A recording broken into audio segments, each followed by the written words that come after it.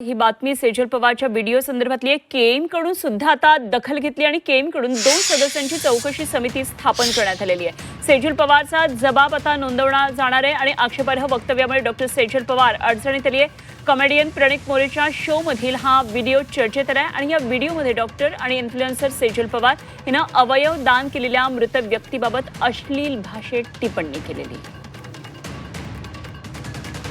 आम्हाला अशी सूचना मिळाली आहे की सोशल मीडियाद्वारा एक क्लिप व्हायरल होत आहे, जिथे आमची एक स्टुडंटनी एक कॉमेडी शोमध्ये काही आपत्तीजनक अशी टिप्पणी केली आहे मृतदेहाबद्दल।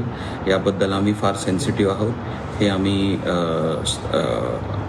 ऑब्जेक्शनेबल आहे म्हणून 2 मेंबर सिनियर फॅकल्टी मेंबरची आम्ही इन्क्वायरी कमिटी स्थापित केली आहे आणि कालच मी केलेली आहे।